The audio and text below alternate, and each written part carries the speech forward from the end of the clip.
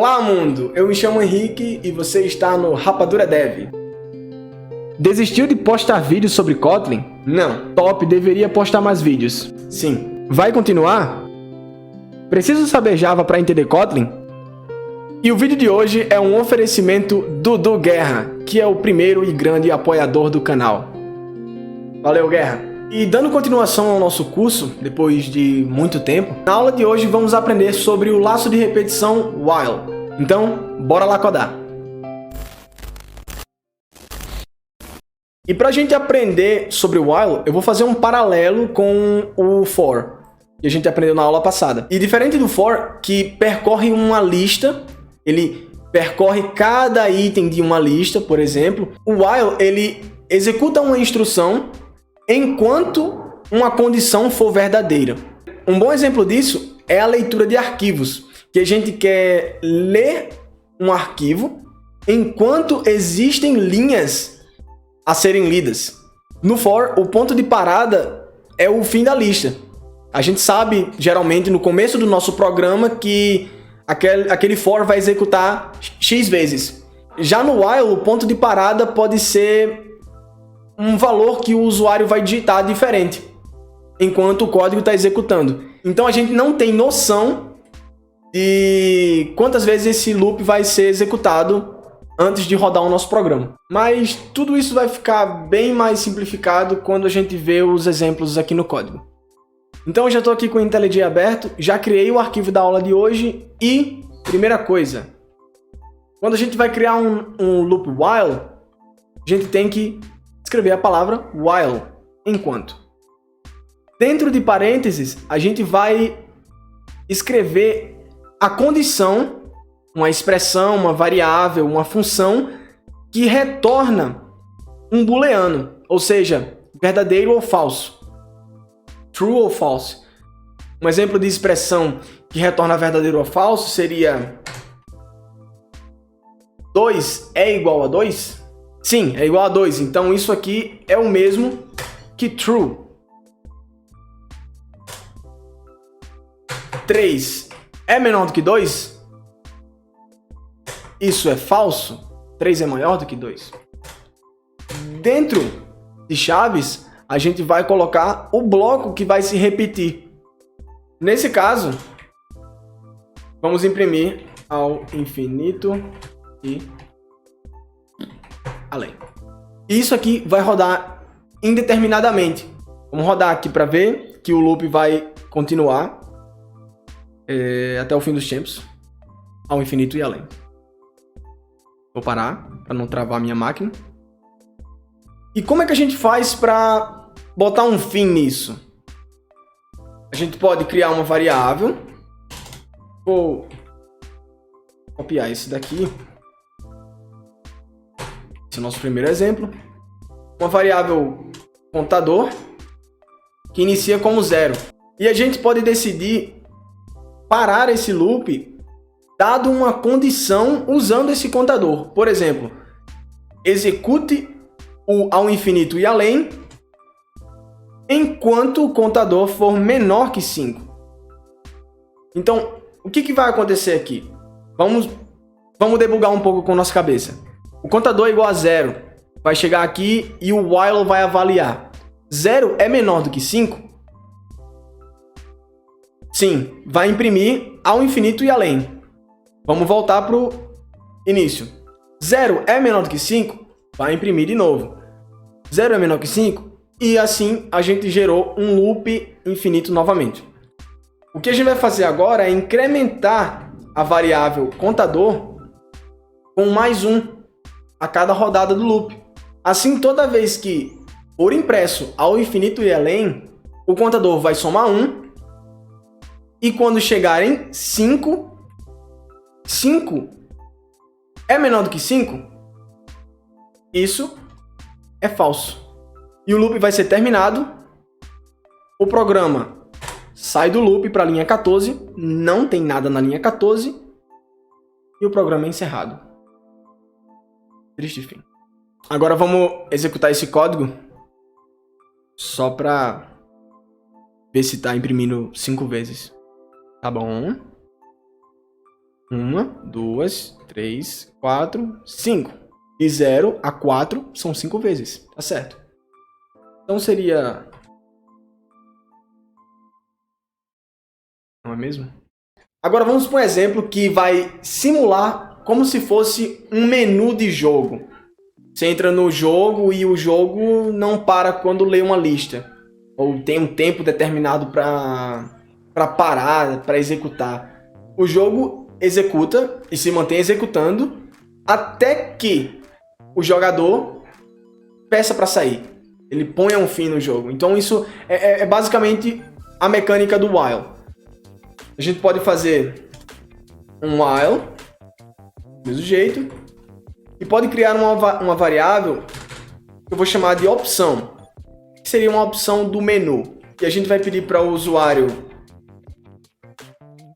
escolher uma opção, para iniciar o jogo, 2, sair. Então, imprimimos para o usuário para ele escolher uma opção, digitar, e a gente vai ler essa resposta do usuário, converter para um inteiro, que ele vai digitar 1 ou 2. Não façam isso em casa. Vamos salvar essa opção na variável opção, e se a opção for igual a 1, a gente imprime iniciando o jogo. E se a opção for igual a 2, como eu saio? Opção diferente de 2. Mas por que diferente? A primeira vez que esse loop for executado, a opção será 0. 0 é diferente de 2? Sim. Então vai entrar no loop. Vamos imprimir a linha 18. O usuário vai digitar uma opção, 1 ou 2. Se a opção for 1, a gente imprime iniciando o jogo. Depois que a gente imprimir iniciando o jogo, o loop volta para o começo. E aí, o while vai avaliar se a opção ainda é diferente de 2. E como a gente digitou antes 1, 1 é diferente de 2. Então vai continuar imprimindo o menu e se o usuário digitar 1, vai continuar imprimindo iniciando o jogo. Só que quando o usuário digitar 2, a opção não vai ser igual a 1 e não vai entrar dentro desse if. E vamos voltar para o início. E a opção agora vai ser diferente de 2? Não, não vai ser diferente de 2. Vai ser igual a 2. Então essa expressão vai retornar falso. Retornando falso, a gente já sabe que o loop vai quebrar e o programa vai acabar. Vamos testar. Eu vou digitar a opção 1 e foi impresso iniciando o jogo, certo? Voltou para o início e entrou no loop de novo e imprimiu o menu de novo. Vamos imaginar que o cara jogou lá e quer jogar novamente. Vou digitar 1 de novo. Digitar 1 de novo. Enquanto esse valor for diferente de 2, o loop vai continuar vivo. Se eu digitar 2, o programa para de existir. E a gente pode até botar uma mensagem no fim do loop. Jogo finalizado. Vocês vão ver que ao sair do loop, a próxima linha é executada. Isso é muito legal também.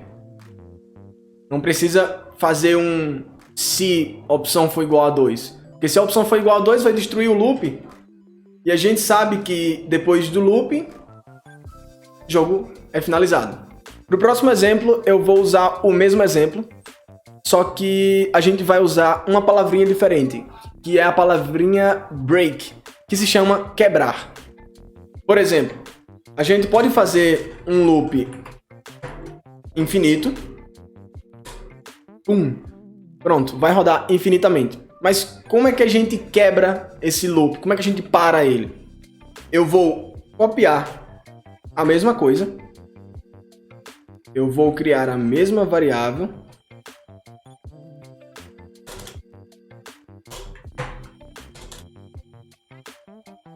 E agora, eu vou fazer um else. Se a opção for diferente de 1, qualquer coisa, o cara digitou 7, sei lá, eu quero dar um break. Isso está dizendo para o Kotlin que quebre essa execução desse loop, e a gente pode testar e vai funcionar do mesmo jeito. 2, vai sair. Beleza, funciona do mesmo jeito. Outra variação do while é o do while, que é um caso muito específico quando você precisa executar o que tem dentro do bloco pelo menos uma vez antes de fazer a verificação do booleano que está entre parênteses. E fica assim, você escreve a palavra do, o bloco que vai ser executado, e joga o while e o parênteses lá para baixo, depois da última chave. E bota a sua condição aqui dentro. Então, por mais que isso aqui seja falso, o que está dentro desse bloco vai ser executado pelo menos uma vez. E para mostrar a diferença, olha só, eu vou escrever um while com falso. E dentro eu vou escrever nunca vou existir.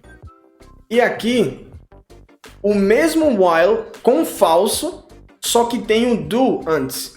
Então isso aqui vai ser executado uma vez, e quando chegar na hora de verificar se o booleano dentro de parênteses é true, vai estar falso, e da segunda vez não vai ser executado. A gente vai rodar e ver no que dá. Então, a única coisa que apareceu foi vai ser executado uma vez. E o nunca vou existir não apareceu, porque ele não existe. Então, é isso, pessoal. Nessa aula, aprendemos sobre o while e o do while. Aprendemos como parar esses loops e como criar um loop infinito. Cuidado. E se você gostou desse vídeo, seta o dedão no like. Compartilha com aquela pessoinha que está aprendendo Kotlin e deixa um comentário com dicas e sugestões para eu melhorar cada vez mais o canal. E se você não é inscrito, se inscreve! Estamos chegando nos 300. Te vejo na próxima e até mais!